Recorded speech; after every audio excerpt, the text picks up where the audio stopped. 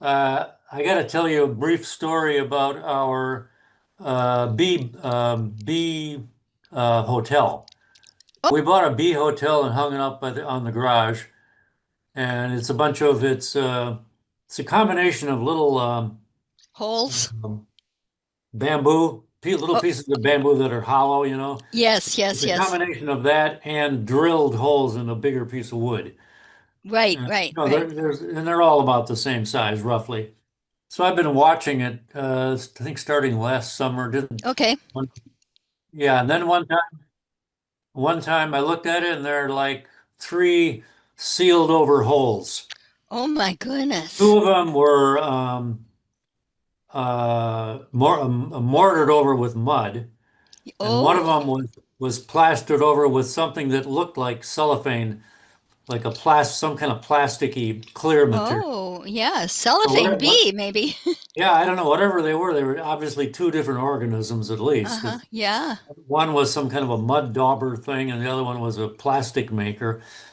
And so I kept watching, and then one day, one of the mud holes, one day, right next to one of the mud-covered ones, there's a face looking at me from out of the hole, Oh my and goodness. I couldn't tell whether the face was a bee or a wasp. Oh, And I did a little research, and I discovered it's not that easy to tell a bee face from a wasp face. So, I remained unsure. yeah, And yeah, I kept an eye on that thing for, several times a day for more than a week. And every time I went out there, there's that face staring at me. oh my And goodness. so I realized that whoever owned that face was staying there and was apparently guarding the place. Yeah, yeah, And well, I thought, okay, it's some kind of solitary bee. That's what it must be. uh-huh. And at one point I said, I'm going to pry it out of there and look at it without hurting it. So Yeah, I got a pine needle. And I went and I started to try to do that, and I realized this is not going to work because every time I got too close to it, it receded a little bit. It yeah,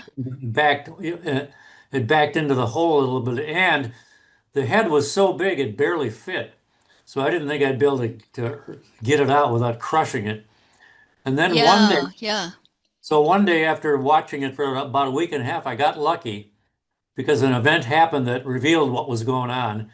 And that is that a little wasp came flying in. A little wasp came flying in and landed right outside the entrance to this particular hole. And immediately the creature that owned the face, came out to meet the wasp. And it was another wasp. It was obviously the mate of the first wasp. Oh my And goodness. so the two of them immediately paired face to face like this. And that they might have been mating, but I couldn't. What happened next happened so fast, less than a second, that I couldn't be sure they were mating. But they went together like that, a little bit offset like this, not perfectly, but a little bit offset like that. And then they turned and they went headfirst into the hole, both of them, Oh which my goodness. by itself was an amazing thing because even one of them looked like it would just barely fit in there. Yes, So they yes. both went in there headfirst, and that took way less than a second for all of that to happen. And then Wow. one of them, obviously turned around, came back out, flew away. And then the other one obviously turned around, which again, how the hell did it have room to turn around? I'll never know. And came and resumed the pose of looking out. And so No kidding. I knew that the critter I'd seen was a wasp, that it was a Uh-huh. mated pair, and that it looks like one of them is provisioning while the other one is guarding. And Yeah. I managed to get a very good picture of them at some point because I kept watching them. I got a very good picture of them and was able to identify it as a square-faced wasp. Oh my goodness. And I don't know, there's several closely related species, I think. I don't know what species it was, but I learned that the males guard the nest and the female provisions. Oh. And then I watched them for another quite a few days. And then one day I went to see, and the place was sealed over with mud. Oh my But goodness. there he was, the male, in the very next cell, just right next to it. There he was in a new cell, Looking out, looking out. Yeah.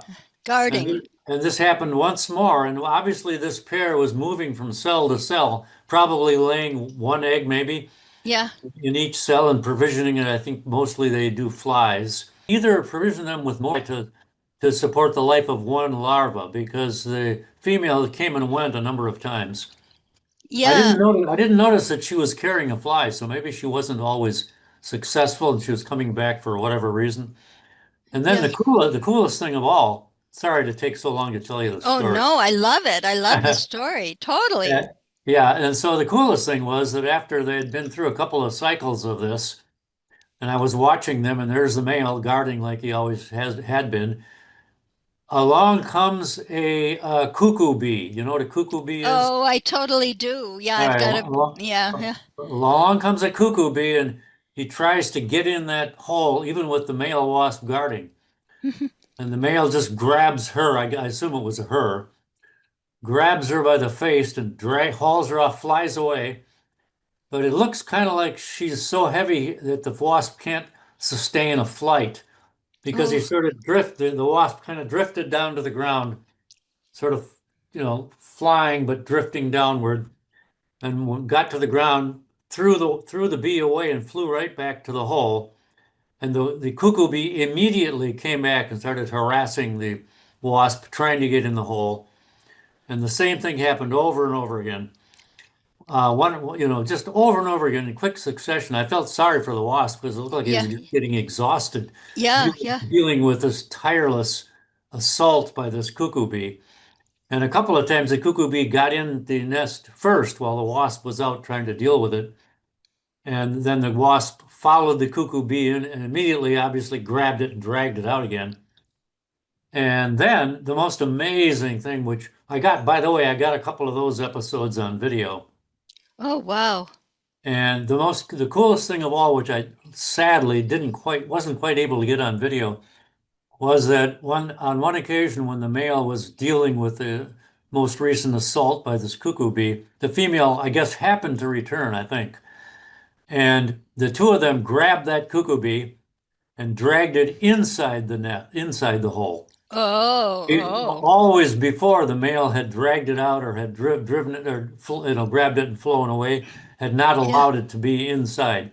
The two of them dragged it inside, and what I presume happened was the female stung it and paralyzed it and added it to the provisions Oh my goodness. because it never reemerged. And furthermore, that very day they started um, plastering over the hole with mud.